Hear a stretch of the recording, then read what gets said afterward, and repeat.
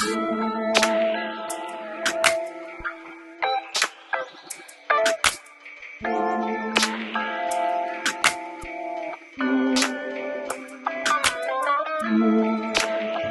I want to welcome everybody to the Sacramental Charismatic. We are your hosts, Luke Garrity and Wesley McLaughlin. Wes, you pastored with me for a number of years. I did. You have a master's in theology. I'm a wannabe fly fisherman. What do you mean wannabe? Theologian. Oh, okay, yeah. Wannabe fly fishing theologian. But we're going to do another episode of the Sacramental Charismatic in this season, other than the last two episodes where we took a break to talk about the Anaheim Vineyard. We're going to talk today about how to be a sacramental charismatic in a post-COVID world. Yeah, I'm really excited about this. Are you? Yeah. Yeah. You seem so excited. Yeah. I'm very excited. Yeah. So, we were talking last night a little bit about kind of like how we're going into 2023. So we're kind of entering into year 3 after a global pandemic. And I was kind of sharing how for, like 2020, I kind of feel like it was the emotional trauma, anxiety, and stress of 5 years all in one. Mm-hmm. It's been tough. A lot of churches have closed in the last couple of years. Yeah. A lot of pastors have transitioned out of ministry for breaks, or just maybe feeling like the Lord's leading them in a different direction, or just done. Yeah. And so there's a lot of reasons why. Yeah. And you had some good thoughts about that. I did. So yeah, you always do. Yeah. So let's talk about that. Like, what are some of the things that, that kind of brought out when we were talking about just, really dealing with trauma, moving on, and almost like acting as if, what Nothing happened. Yeah, it wasn't that big of a deal. Well, I think what was springing to mind for me was, I was talking to a friend the other day, and he was sort of like a little bit discouraged at how quickly we as a church and then like the general church have moved on and try to get back as to the way things were as quickly as possible. And it's sort of like, we want to get back to business as usual. And he was sort of just going, oh, man, I just really wish we didn't, pretty much. And I sort of agreed with him. I during the pandemic, like there was a lot of pastors or a lot of leaders or sort of, and in the church and outside, just going, hey, this could be an opportunity for us as a church, but also as like the society, culture, the world, even, especially America though. Like, hey, look at the good things that are happening in this time. Like there was huge good that happened in the environment. Like they did studies showing how nature flourished during that, and since then we've sort of just like gone back into this like stressful environment, trying to like get back back to the way things were. And I was just like, well, we haven't really seized on this opportunity. We've sort of tried to move on as if COVID didn't happen and it was real, and we haven't sort of processed it. We haven't taken the time to reevaluate. And I think it's important to do that. As my work as a chaplain, that's something that I'm constantly inviting people to do. When I sit with them, I'm inviting them to go from a content level to a process level. And that's really hard to do sometimes, because on the process level can be super painful. And so anyways, it just had me thinking, especially for pastors. Yeah. I wasn't a pastor during COVID, I was a chaplain, but I think for a lot of pastors experienced almost the exact same thing you did, where it's just like, this was a ton of trauma packed into 1 year. Yeah. And there just hasn't been space to process that. Yeah, that's interesting. Because I was kind of sharing with you about how, as I've been like assessing the last 2.5 years, or 2 years, I guess, it's like COVID, 2020 was like a blur, At first there were a lot of positive things. I felt like, like we're being forced to slow down. Like that was the common theme. But rather quickly, I think the political climate, the toxicity of American evangelical Christianity kind of bubbled forth from all the different variety of positions. Yeah, there were like a lot of losses, and then like for me, I would, as I've been reassessing this time and like just kind of reflecting on it, it was like, okay, so we went through this massive global pandemic, which was really challenging just for so many different reasons. People lost their minds, and then my dad got cancer at the end of 2020, and then we went through this probably 5 or 6 month, really, crazy, intense ordeal. I was trying to do as much going back to visit him like every 2, 3 weeks, and caring for him, and thankfully, he was able to beat that, which we were blessed in that way. Which was super, because I remember that, and it wasn't looking good at one stage. No, it was. We were pretty much started off with a like, some of my mind, I think I had like 6 months to 2 years. Yeah. And I think the 6 months came just from being there and, caring and seeing what he was going through. But anyway, by God's grace and, the medical world, things are looking really good now. But that was really intense. And then we had some family losses too. My family members passed away. We had some friends. And I think I did a lot of COVID funerals, actually, like more so than I expected to do. Yeah. And then, so it was just like, man, jam-packed into like this 1 year, like March 2020 to March 2021 was just like super intense. Yeah. Like one thing after the other. And then after that, from March 21 to like about maybe 2 months ago, it's been like, I don't know, I felt like super stuck. Like not grieving, not angry, not depressed, just like, like I just have I don't know. It's almost like, I guess it like similar to when I was in college, I played ice hockey, and during the summers, I would go back and play like for all these different men's teams. And at one time I was playing actually in the Bay Area, and I was playing for the San Francisco Police Department, the San Francisco Fire Department, and like 2 other men's leagues. And I was like a ringer, so I had to like pretend to fall every once in a while. Yeah. But it was interesting because one Saturday I played 4 games, and I drank like a Red Bull between each game. By the way, I don't approve of Red Bulls now. Just want to be really bad for your heart. But and after the 4th game, like I just crashed. And on the way home, I had about a 40-minute drive home. I was so exhausted, I literally pulled over and had to just like I couldn't go anymore. Yeah, like I was just done, because I'd played 4 hockey games. And so just exhaustion. And I think that as I'm talking right now, even it's like, I think there was like a level of exhaustion from that period of time. And it's like, I couldn't get out of it. Yeah. And then about maybe 2 months ago, I started like having, I don't know, it's almost like an increase of vision, drive too. Like, hey, I want to get back engaged in God's mission more, like be more intentional. Yeah. And I felt like the Holy Spirit actually kind of highlighted some things that I had been neglecting as a leader, and then also just as a follower of Jesus, and it was really interesting too, because it was like it wasn't like condemnation or like even necessarily conviction in a bad way.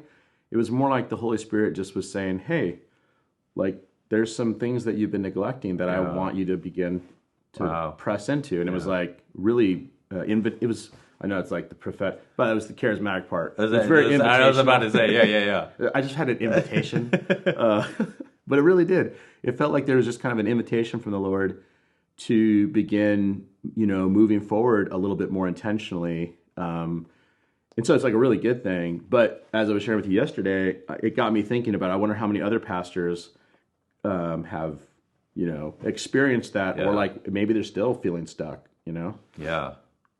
And then also I was just kind of thinking about how, what got me through that? Cause I had never felt any like, I'm out of here, I'm done. I don't want to, but I have a lot of friends that do. And hearing them, I'm like, okay, I get it. Like, for me, there were a number of things that I think helped sustain me and our community was a big part of that. Friendships was a big, that was probably just our local, not like all over the country Zooming with just people. The local, yeah. Yeah, just like going out and having, I remember at one point eating tacos on someone's lawn because we were like, are we allowed to be inside? I don't know. It's early on. And pretty quickly we're like, yeah, we're going to go inside. So, No, that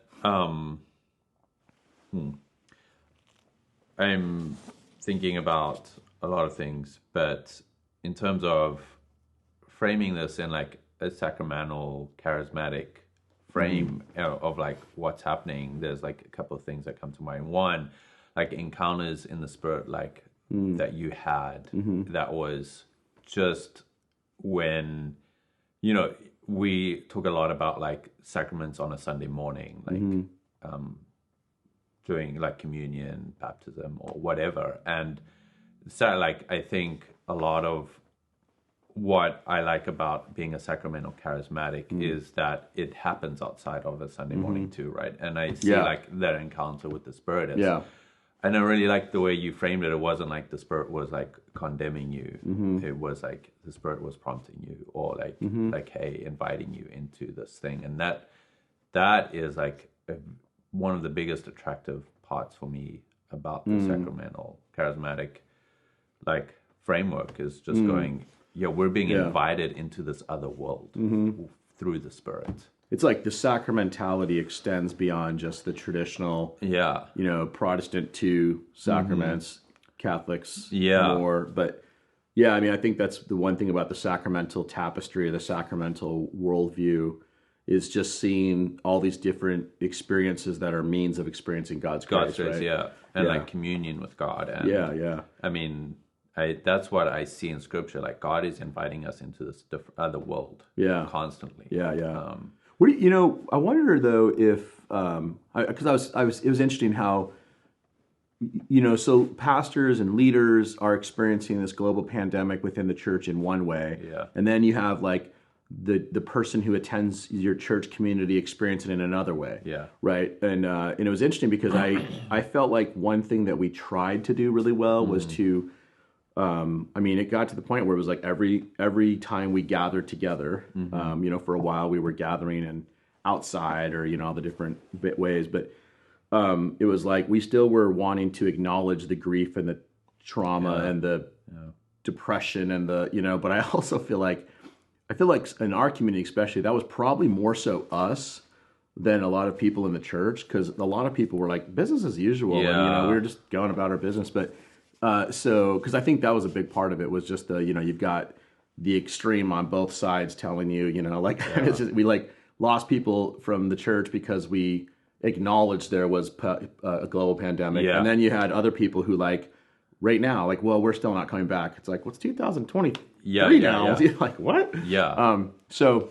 But, I did feel like there was a point where it was almost like, people in the church community were like, can we stop talking about it, all this negativity, I guess, and I don't know if maybe that's like a word of faith, name it, claim it, let's be more positive, undergird, but it wasn't from people who like hold those perspectives. So I think in some ways, maybe for some pastors, it was like we were forced to kind of like jump into going back to the way it used to be. And, can we just get back to everything's normal? You know what I mean? Yeah, it's like, well, I want to ask you a question. Why do you think it was more traumatic for pastors than the congregants? Well, I don't necessarily think it was more traumatic.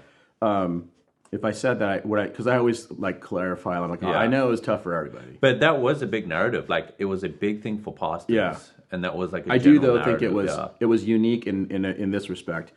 A individual person, or even like my family, there's 7 of us. Yeah. So my primary concern is like my wife and I are together trying to care for each other and care for these 5 people. Yeah. These 5 other humans. Yeah. And so like we have that responsibility or weight, and that's a lot, I think. I mean, that maybe that's part of it too, is that not only I'm simultaneously trying to catch as many fish as I can, because that's a pretty big priority. And then, but having the responsibility of caring for my 5 children and my wife, and then really being concerned about this community of 300 plus people and wanting to make sure that I don't do something that jeopardizes them. And then meanwhile, having a lot of them get mad at you for caring about them enough to actually be, that was a really weird thing. Like, I was like, oh, that's shocking to me. Like, really? Like you're angry about our desire to, to care for people. because I think and that was a kind of interesting thing I thought was that it jumped so quickly to like politicization, right? Where it's like, if you do this, then you politically are this. And like, I had all these people accuse me of being a political perspective that I am like, no, I'm like so far from. I was like, you don't even, like, you clearly don't even know, like, you know, my, like, most of my theological positions render me not able to be a part of that world, you know? So I think that I don't know if I would say it was pastors that had more trauma, but I think it was a unique aspect of trauma because it was on a larger scale base. Yeah. You know? Yeah. Because I will say that one thing that's always kind of perturbed me is this, like, woe is me pastor thing that undergirds a lot of ministry, where it's like, yeah, we have it so bad. I'm like, you know, I think everybody had it pretty bad. Yeah, yeah. But I also do think that there was a uniqueness during COVID or the global pandemic world that definitely put a heavy amount of stress on leaders in general, because I would look at like another role that I think probably these people need to be, you know, I'm just thinking about expressing gratitude to these people, but school superintendents. Yeah. Like in our community's, you know, politically a very conservative community in Northern California. So we're kind of an anomaly in California because people like assume that we're like, you part know, of it, the rest of California. Like San Francisco or all the other crazy places. Meanwhile, you're trying to secede. And, meanwhile, we're trying to become our own state. But but so, you know, like, you know, I'm assuming that most school superintendents, like pastors, have their own political perspectives or ideologies. Yeah. You know, whether or not those are shaped by biblical theology depends on the person, but they have those, but then they also have to operate within a framework. And I would assume that framework might have been pretty stressful and challenging during that time. Yeah. And I just think that's different for the person who works at, you know, at an office by themselves, or, you know, maybe they work, maybe they work at a distribution factory or something like that, you know, and they are, it is stressful because there's more, more requirements and whatnot, but I just don't think it probably would be the same level of responsibility, and therefore the trauma, grief, stress, anxiety, probably, I just think it's probably a little bit different. Because like I said, it's only pastors who I have mostly seen, pastors and teachers who are like, yeah, I'm good, I'm moving on. Oh, what do you mean? Like just pretending like nothing happened? No, like they want to get out. Like get out of pastoring. Yeah, like in 2021, they were like, I'm done with this. Yeah, yeah. You know, like it was like it had been building up for a while. Oh, yeah. And then, like you said, like the 5 years came into one, and it squished it into one, and it just condensed everything. And then they were like, oh yeah, this is confirmation. A lot of people retired early. Seriously. Yeah. I think people were like, yeah, I'm not going to make my 100% salary now in my retirement or whatever, but I'm going to get out of this. Yeah, yeah. And so I guess what do you think? As a chaplain, you can pretend you're a pastor. It's okay.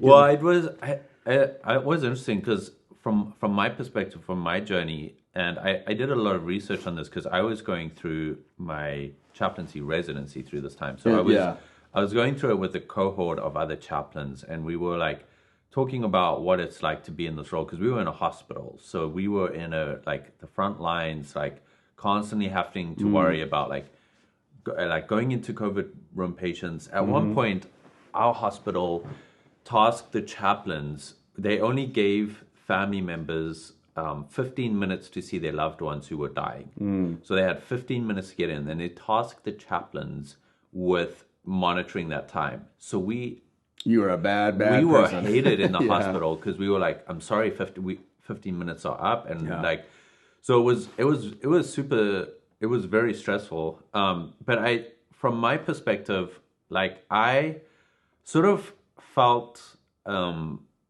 what I saw my other peers experiencing, I didn't feel like I was experiencing at the same level as they were. And I was like, why am I not feeling the weight of this as much as they were? And I was like, am I detached from this or whatever? Well, you just don't care about I just people. don't care. Yeah, I'm like that. Chaplaincy is just a job. It's just a job. Yeah. And so I was doing research, and I actually found out that people who grow up or who are grow up in high volumes of trauma exposure build more internal resilience. So I grew up in South Africa and was constantly exposed to like stuff that was trauma. Like my best mate was kidnapped and other friend was shot. My mom and sisters were held up at gunpoint, tied up, and the whole house was robbed while they were in it. I didn't know that. Yeah, no, like crazy stuff like that. And so that was helpful for me because I was like, oh, okay, this is, I don't know if it's like resilience or like a form of detachment, but something like people who grow up in high trauma exposures just become more used to it. And it's just part of my world experience. So what I realized was that I think for COVID, this was a depth of trauma exposure and level for a lot of people that had never experienced that before. And that really helped me because I was like, oh yeah, if I had to look back at how traumatized I was when I first, I was like, it was super traumatic, and I didn't have any way to process it. And that's also like makes me like when you're talking, and when I think about other people who also, like, I'm thinking of business leaders who have employees and stuff like that. For them, that was a huge deal, and it's like, what do we do? Yeah. So does that? I mean, because I've had a number of conversations with friends that have gotten to the point where they've recently resigned or they're in the process of resigning, and they've kind of like, we've had these talks, and it's really interesting because I find myself, there's a part of me that's like, dude, your life's gonna be so nice now. Oh man, but then there's also a part of me that's really sad because like some of these people are, they're just really great pastors, and they have loved well, and they it's a loss for the kingdom is how I feel. It's like, oh man, bummer, but at the same time too, and there's this other part of me that I just wonder if and this gets into the leadership thing, like are leaders made or leaders born, or like with your example of resilience, like you didn't wake up say, hey, I really would like to grow up in a really traumatic environment so I can be a great leader in the future. Like no one says that. But like what has been the undergirding principles and frameworks that have helped pastors be resilient and press forward, I think is, and there's a lot of, everybody's talking about resilience and fortitude. It's the new invitation. But it's hard because it feels disconnecting almost. Like when people say, oh, when you build resilience, but then you've got pastors who are like, I don't feel like I'm like just barely surviving. And like the last thing I'm thinking about is resilience. I'm just trying to like get enough money in the church, like worry about my family, all of that sort of stuff. And what I feel like it's also too, you can't, like, it seems really, to be honest, kind of ridiculous to try to like, well, I'm going to do these practices that are going to make me resilient. I don't know. Like, there's a lot of good, I think, habits and rhythms that will definitely develop these virtues that help one persevere and succeed. And that's what I kind of was thinking we could spend some time talking about, was getting back to our question, how to be a sacramental charismatic in a post-global pandemic world. Because for me, I think what really helped me, persevere and whatnot, I'm going to start out with by saying, and this is the charismatic part of me, but it's the renewal aspect, like pneumatology. I feel like there's been several times throughout the last couple of years where I'm like, I'm bare bones, I'm dry, I'm on the verge of like, there was one point in time, being honest, when my dad was like, it was looking really bad, and we were my wife and I were just going through so many challenging situations outside of our immediate contacts with people, and just losses after loss after loss. And we actually got approached about potentially transitioning to a different church, and it was like it was really interesting because we were like, is this the it's like the charismatic, is this the Lord? But we were so unhappy, and I was so stressed out and so like overwhelmed. I was like, man, I don't think I could see it as a way out. I felt like it was a way Yeah. into worse. Yeah. But after that time, it was really interesting. We prayed and we were like, is this the Lord? First question, is this the Lord? And then secondarily, when we discerned through this process, we discerned that it was not. I immediately felt like a renewed sense of love for it was like a reminder of like, no, this community that I'm a part of is where I'm supposed to be. Yeah. And it wasn't like enough renewal to get me to then become more engaged, maybe intentional in some ways, because I still was like just burned out and still trying to like survive. But but I do think that one way to be a sacramental charismatic in the post-global pandemic world is to really lean on our pneumatology. Mm-hmm. Like, in the book of Acts, there's this connection to the Holy Spirit in times of refreshing. Yeah. Right? And renewal. And that's like there's an aspect of, I think, sovereign outpouring, spontaneous, outpourings of the Spirit empowerments that, we can't make happen. Yeah. But I also feel like, I think the scriptures teach that we can position ourselves in a way to encounter God. And in a couple of I think the regular rhythms and habits of prayer. Mm-hmm. I started writing in journals a little bit more, and it was like, I do not like my life, period. I am unhappy. That's awesome. But there'd be like Bible verses and just even times where I felt like the Lord would just give me almost like a little, I don't know, like an encouraging word or whatever for myself. But so I think Bible reading, prayer, but then that's where the sacraments, the more traditional big capital S sacraments come in. The regular practice of receiving the Eucharist. Yeah, huge. The constant reminder of Christ died for me because Christ loves me. Yeah. Was a big part of that. So that makes me, like, when you're talking about that, it makes me immediately think of the scripture verse also in Acts where Paul is on the boat with all those people, and they go through that storm and they all think they're going to die or whatever. And it's like, and it's so great because the immediate picture I get is like Peter walking on water, right? Like with Jesus, like in the middle of the storm, and the post-resurrection, Pentecost version of that almost is like Paul in the boat in the storm, and what does he do? He breaks bread with them, and we're going through this, and right now we're going to break bread. And I think about like what they must have been thinking, like, what are you doing, dude? Like, we're like, and here you're trying to like break bread with us in this middle of the storm where we might die. And I think about the courage and the vulnerability that must have taken for Paul to like be able to step out and go, this is what we're going to do right now. And that's good. That's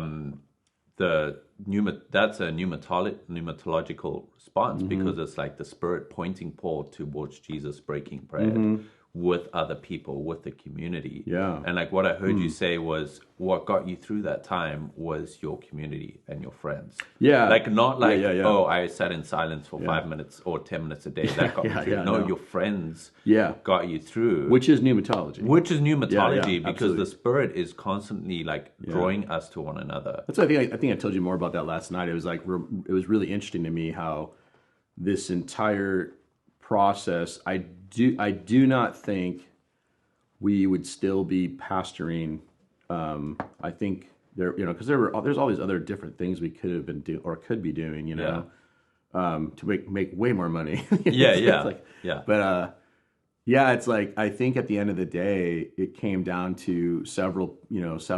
Well, not even just several. There were a lot of people that just were there for us. I mean, like our leadership team in our church community became, and this is like turned into maybe an unhealthy dynamic within our church, which is I think part of like the invitational, like, hey, we've been neglecting this, we need to lean into this. But it's like we became so close knit. Yeah. Like these are the people that they're my ride and die. Like, these are like we are going to like do everything we can to like have my phone. Hey, you're supposed to mute your phone on the podcast. Don't worry about this. That's funny. probably some theologian asking for some advice on something. I don't know. Anyway, so yeah, like that community of people, the Holy Spirit, I think Jesus ministered to us through those people. There were many a time where I know we were like barely making it. Yeah. And they would like proverbially pick us up and carry us. Yeah. So community was a big part. Yeah, so when I think about like this being able to survive, persevere, press forward, become more engaged, whatever it is we want to talk about being a sacramental charismatic in the post-global pandemic world.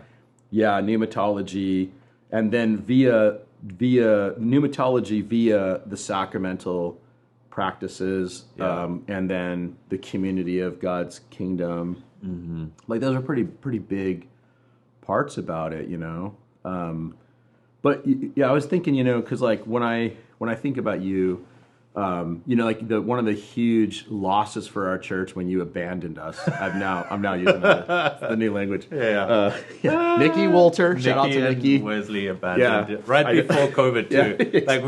Like the Spirit was leading us away. Like peace out. Yeah. Oh, you gotta go plant a church. Oh, okay. Oh, you want to be a chaplain? But it's you were the big loss for our church was having someone who because I always feel like like in my role, or probably most lead pastors' roles, it's like you're actually really terrible at a bunch of things. You're really good at one or two things. No, you're not able to be good at the things at any of them because you have so many different things you're doing. But it's like because I have this huge value for spiritual formation and discipleship practices. But, it's like, I could easily spend 40 hours a week, easily, just working on things like that. Yeah.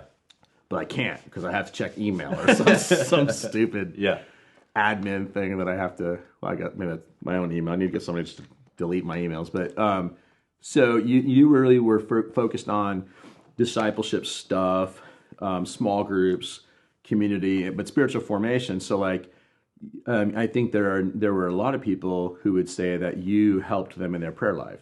Gotcha. And you nudged that, know. So like these spiritual formative practices or spiritual disciplines, to use your favorite Dallas Willard person. I know. We are going to do that podcast. We're going to do the Dallas Willard podcast about why we don't agree with him. Yeah. But the thing is that we're going to be like, well, actually, we agree with everything he said. We just don't like his followers. That's exactly it. Yeah. No. Clickbait.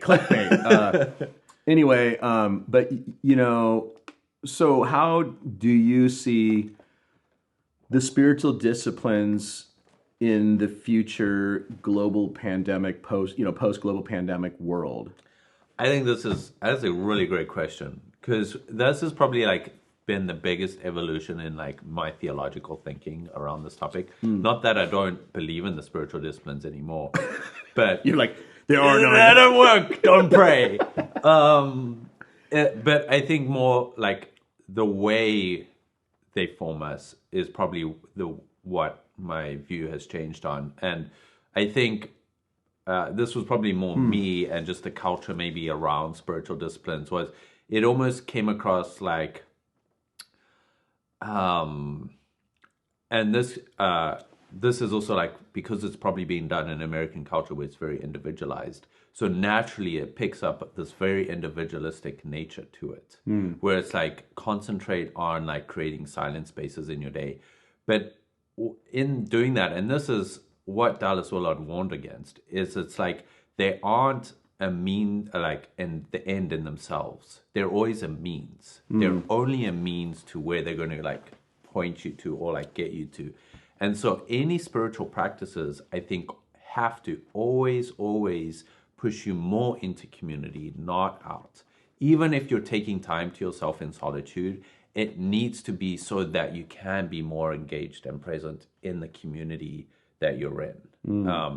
And it's like, that is where it's pointing in. And if anything, the spiritual disciplines aren't there to make us more holy, or they are, but in a way that makes you more vulnerable. And I think one thing that stood out to me so much, and it's like, I don't know if we can talk about this, but like you told me like how, so there's some decisions you've made post-COVID, because you and the board and came together and you prayed about like not doing streaming online anymore. We can talk about that. But I think honestly, like spiritual disciplines should give us the courage to be more honest in community. Like, if anything, that's what my big takeaway about this is post thing is it's like, this is an opportunity to us be more honest in community about where we're at with each other and where we want to be going.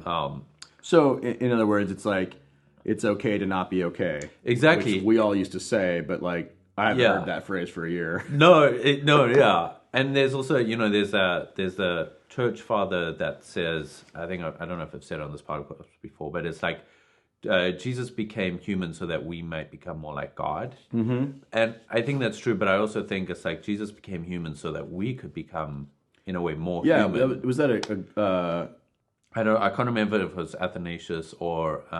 Well, I know, it's funny that quote, I know Athanasius said it, I know Augustine said it, I know that Moltmann said it. Not that Moltmann's a patristic, sorry Moltmann. And then, because I during our Advent, I think it was on Christmas Eve service, I was stumbling upon all these like, really great reminders from the early church about that, like Jesus became a human so that, it's like the Son of God became a human so that humans could become sons of God. Like that. That's it, So it's okay not to be okay. So that's kind of maybe the thing about being post-global pandemic as a Sacramental Charismatic, a sense of vulnerability and authenticity toward saying I'm not doing okay, or I'm still feeling stuck. Because I feel like, I wonder if, like emotionally, and I've been talking to pastors, and I think that there's like, there's so many different sub-genres, I guess, or subcategories of people, but like there's a lot of pastors who are fully like moved on, and like, I mean, I know a couple dudes who like, they're like, I don't know, like they're good. Yeah, they're like, we're going. Yeah, they're killing it. They have and they seem to be really healthy. I'm always suspicious of people who are suspicious of people who are doing good. It's like they like. So you're suspicious of yourself right now? I'm suspicious of everybody. Yeah. Actually, I was accused of that as being suspicious. I was like, yes, I'm suspicious. If all you senior leaders wouldn't quit having moral failure, having moral failures, I might trust you a little more. But it's like the whole thing about. It's like if somebody's like, I'm doing really well, then people are like, as a spiritual director, I can tell you you're not. It's like, how do you, like, you don't even know me. But I think there are some people who are doing really well and who are thriving. I mean, that's my takeaway. And I haven't interviewed them and been like, why are you thriving? Yeah. But I do see a lot of health. I see a lot of life. I don't think that they're like, hiding, but then there's other people who are like clearly not doing well. Like clearly not doing well. And then there's the whole host of people all in between. And so like, moving forward, maybe in 2023, kind of what you're getting at is this idea of like, let's try to be more self-aware and more authentic. Yeah. And then also like the whole like spiritual practice. I like the Examine. I mean, the reason why I love the Examine is it does force you to take a moment to like reflect on how am I doing? What is the state of my heart? What am I feeling right now? All these different ways or different questions that different examines offer. But so it's like it prompts us to be honest a bit about these things, and I think that maybe that would be so. We're talking about how to do this, like leaning into our pneumatology. Leaning into the practices, habits, rhythms, and communities that are empowered and, the Spirit empowers or breathes on. And then also being maybe more intentional as leaders or as followers of Jesus, just any follower of Jesus, to try to be self-aware, evaluate the state of our being, and then being okay with talking about it. Like, what do we do? I guess for the person who's listening to this, maybe she's like she's made it, she's still eating, and but she's feeling super stuck, and maybe even a little like, I don't know how much longer I can go. Like I feel like there's some things there, because I do feel like if you just keep going like this, eventually it's going to come out. Yeah. Right? So what is that like? What are the things as that person begins to she or he begins to process some of these things? What are the for those who are stuck? What are they just start seeing a therapist? Because I do want to say we should say see a therapist. It's very helpful. Totally. Yeah. The first thing I want to say is like I don't think we can fully know ourselves by ourselves. Like we need other people in. We need lives. AI. We need. Definitely need to do a podcast on AI. Yeah. I know. Oh my gosh. I wrote this whole podcast from AI. I know. I was just about to say. I was like, oh, geez, there's another thing coming, and we're just trying to deal with 2020. Can we just wait? Pause. Listen, we're gonna deal with AI in 2050 when it's too late. Yeah. When we're all dead and the robots have taken over. Yeah, and we're the AI. No, but I think that is a good starting place. Like, I don't think we're meant to explore ourselves by ourselves and like go so deep introspectively because we can get lost. So go see a therapist. Go see a therapist. Yeah, okay. Go to trusted people in your life. Like say, I don't know exactly what's going on with me and I'm scared to find out, but I need to tell you guys that I'm scared right now. Okay, so can we say ways to do that? One way would be to see a professional trained therapist. 100% see a therapist. Has a degree from a college that actually can give them. Totally. Yes, please see a trusted therapist. Yeah. One that isn't going to, I also want to say this, not a therapist that is going to just like give you tools. Like, I think that's a big thing in American therapy culture right now is like, just give tools to your clients. Oh, really? Like, yeah, but... Interesting. I always feel like that's the thing I want.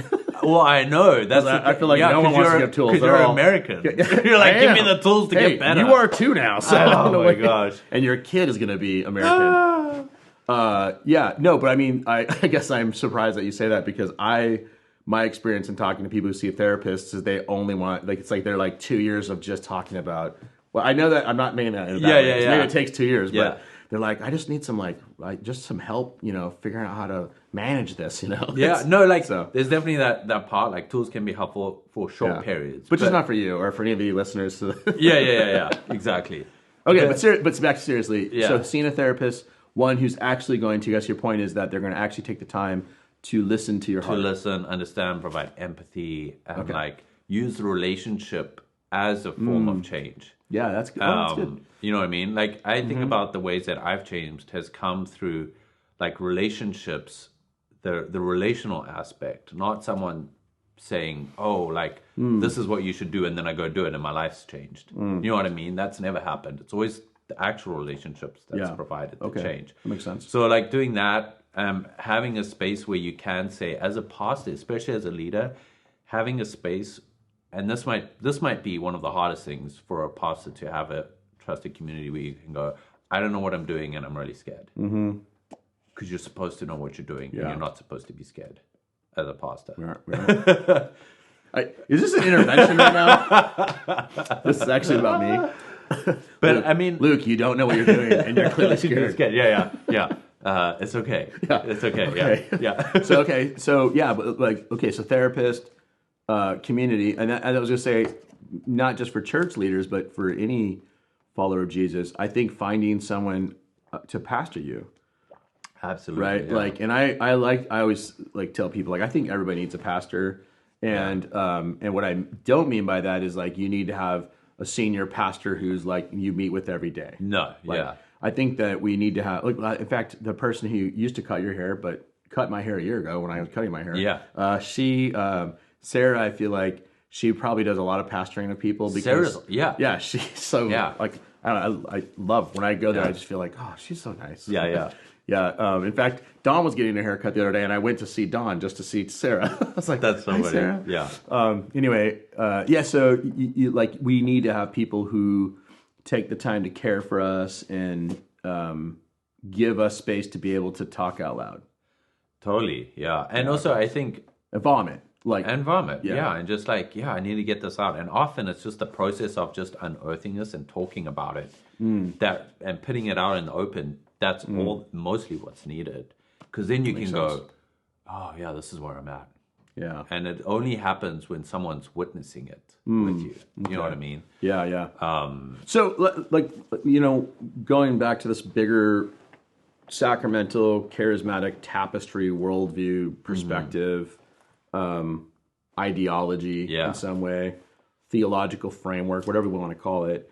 I think that, these practices we're talking about, like each one of them, whether it's, each one of these practices, each one of these habits, each one of these rhythms, each one of these resources, there's like so many below it too, because like one thing I feel like every year, this is the time of year when people start saying, oh, and this next year I want to read the Bible more. I want to pray more, and I just have found a consistent use of the Book of Common Prayer for me. Yeah. And praying the daily readings, reading the daily readings has been like life-giving, you know? And I think, that's one that might not get you out of like the rut, but it will help sustain you in the rut. Yeah, right? absolutely, yeah. Which then leads to ways to get out of the rut because but yeah, I feel like that's one thing that that the sacramental charismatic community of folks could do is to be more intentional toward leaning into the sacramentality and the charismatic aspects of our approach to Christian faith, right? Yeah.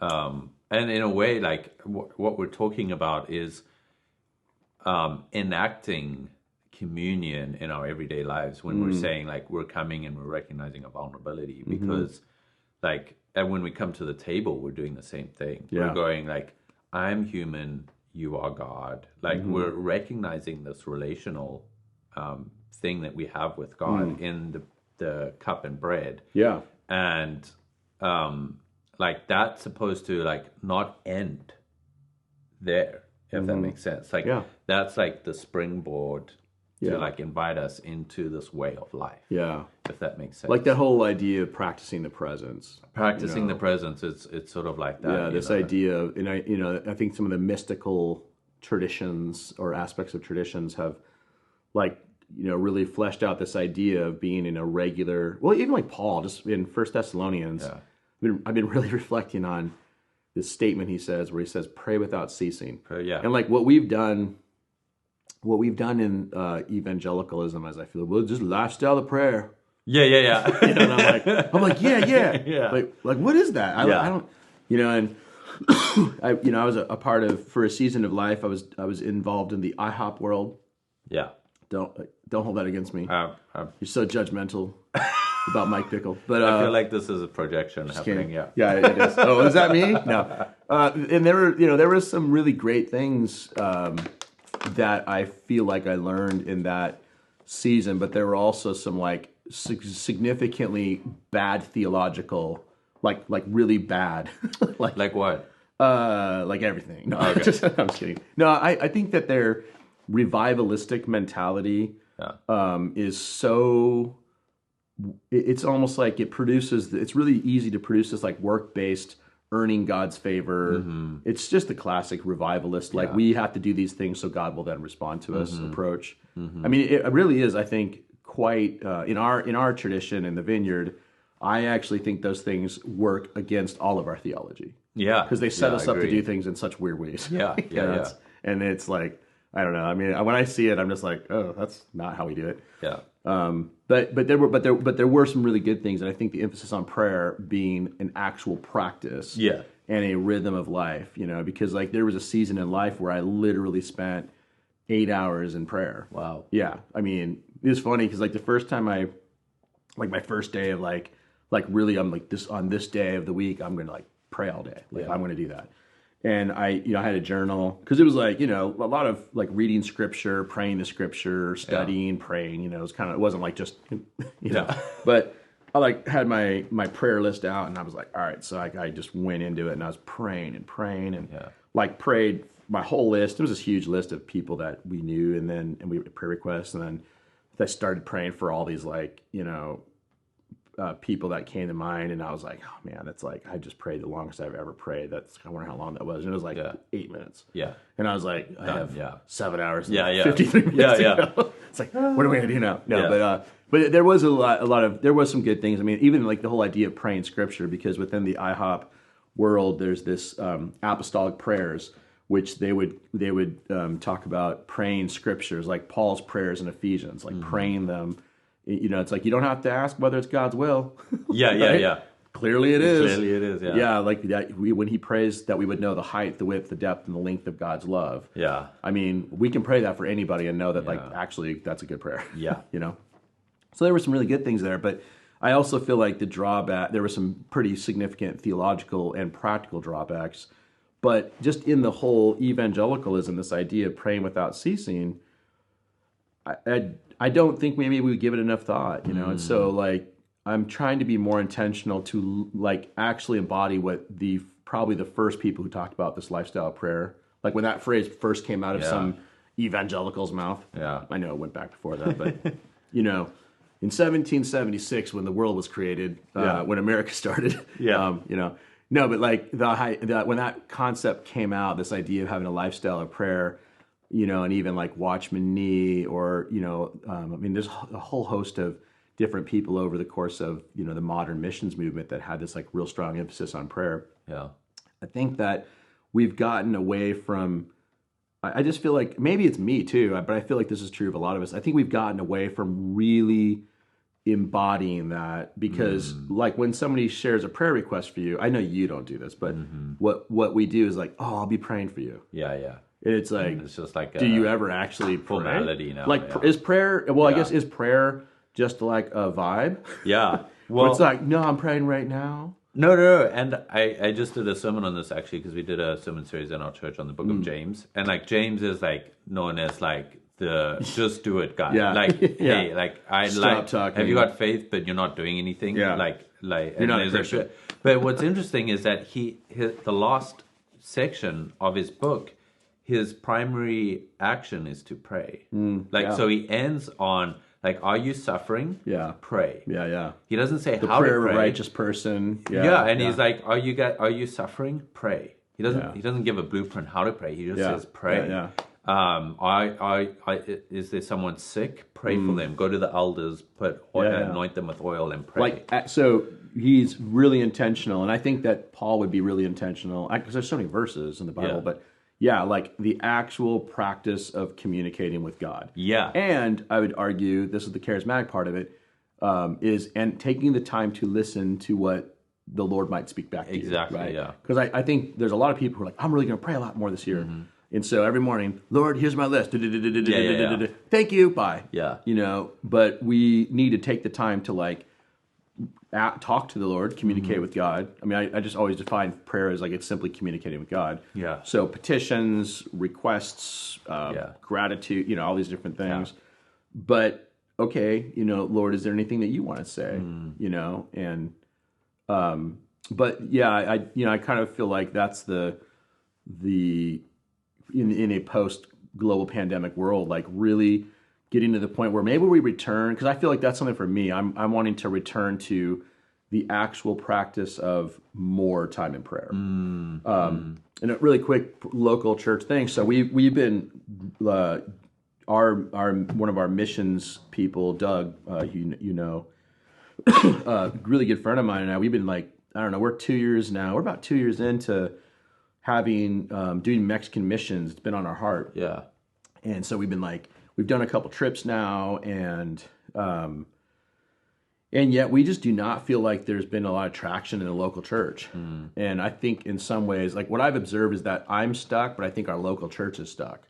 Like just engagement wise, it's just kind of like we're just like, you know, kind of chilling. Yeah. We need renewal. We need revival. I mean, I'm actually starting to sound like I was like, well, there we go. I'm charismatic, man. Charismatic. I am a card-carrying charismatic as of today. But so we were talking about that. Like, what do we need to do? And you know, the strategic side of me kicks in. It's like, well, we need to be better about giving opportunities, clarity on mission, vision. Do a way better job of planning things, because I feel like we're always like, hey, next month we're going to Mexico. Anybody want to go? Yeah. You know? Yeah. So I like we were talking about it, and I started to go down that road, and I was like, oh, you know what? I just had this thing where I was thinking about it the day before, and I felt like I felt like I had like I felt like the Holy Spirit just kind of like didn't let me like leave off of that when I was just thinking about it, and so I was praying a little bit. I just sensed the Spirit saying that we need to spend some time praying, and it was like and Christians all over the universe right now should be like, duh, Yeah, because I was like, obviously. That's so smart, Yeah. like God, look at you, you're so smart, and so. I was telling Doug, I was like, I think the Lord is asking us to actually lay our missions on the altar, so to speak, before the Lord, just to say, Lord, what is it that you like? Is this something that you're trying to achieve? Yeah, that we're. I mean, like Doug has such a strong heart for Mexico. Mm-hmm. I love tacos. And I'm like, man, we go there. I'm like, Taco Tuesday every day. And the people are amazing. Pray on the side. Tacos, oh, dude, like it's like like 3 taco meals today, and we'll pray in between. Yeah. But I mean, we've really liked those people, and yet our local church just does not seem as engaged or hasn't gotten. It's like, so I'm like, okay, so what do we need to do? We need to pray. Yeah. And it means because I'm such an action oriented person, it's like that's I think the new knowing, being, doing. I'm like I'm knowing and doing. Like the being part. Like, I'm like that's your thing. Yeah. I'm like being. I'm like that's Wes's stuff. No, but like I know but I do know it's important. I think about that triad. I'm always trying to like balance out my. Like, I'm investing in all 3 of those aspects of my identity or being. But so anyway, I would be more inclined to like, let's just go do something, But I really had a sense that the Lord was saying, like, no, like, I want you to like actually pray about this. Yeah. It was like, okay. But like, again, like when you're telling me that, like that shows me like, hey, you're spending time in a spiritual practice. Oh, yeah. Going to a community and going, I could be wrong about this, actually. Yeah. That's a level of vulnerability for me. And it's like there's a huge amount of vulnerability in giving up control of like, we don't know what's going to happen. Don't you remember that about me, though? I don't want to actually have control or responsibility. Like, this isn't vulnerable. This is easy for you. Like, I'm clean. Wait, I don't have to do anything? Yeah. Well, I feel like it's kind of a free pass, though. It's like, I don't have to be in control. Even better! Yeah. But also, I mean, I might be pointing, because I also think about, like, how the least intentional leader of all time. That's so funny. Oh, man. I'm like, oh, do you want to be in charge of that? Yeah. Oh, great. Yeah. I wanted to go fishing. This is really hard for me. Yeah. Oh, man. Really. My hand. Oh, man. The next podcast will be about using the global pandemic as an excuse to not lead. It's an excuse to not lead. You guys take over. You're fine. Yeah. But I'm also thinking, like, how praying combined with how that is going to give us the chance for God to point us at the things that are most important. Like, going back to like a sacramental view, like Paul, the church in Corinthians is like doing all their stuff with communion. And he's like, you guys are screwing it up.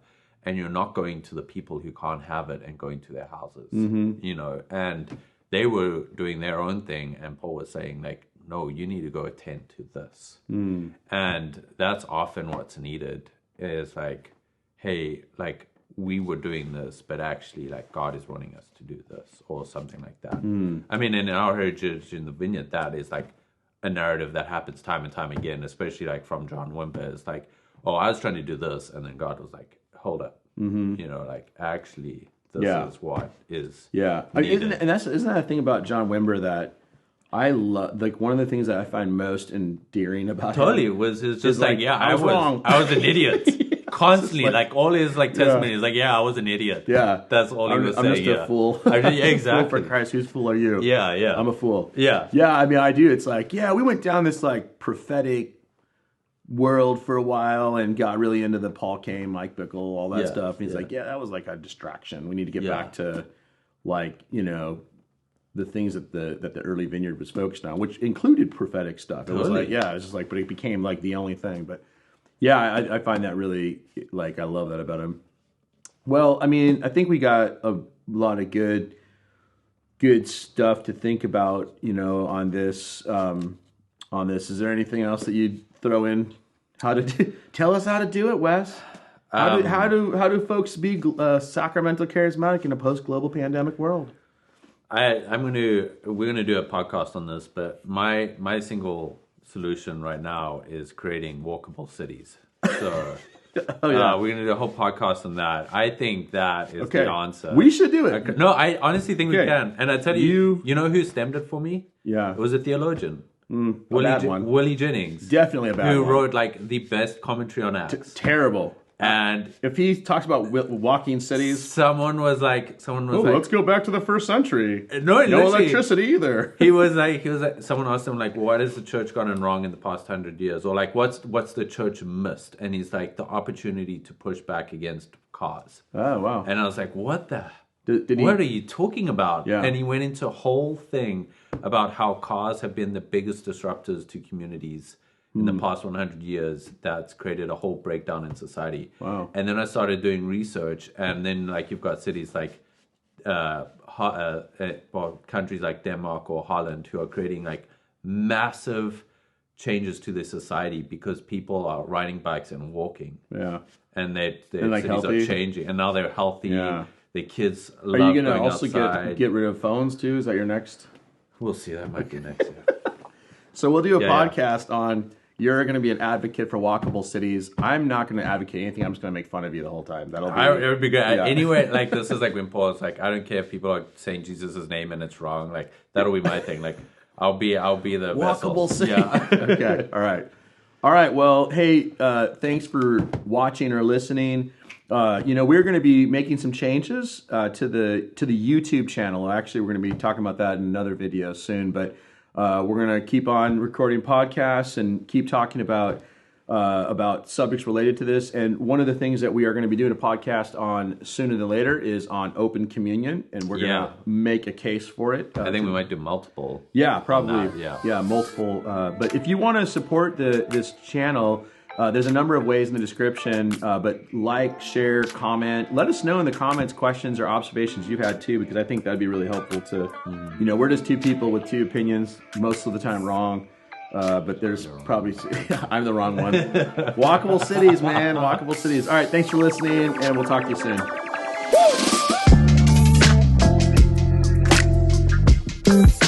soon.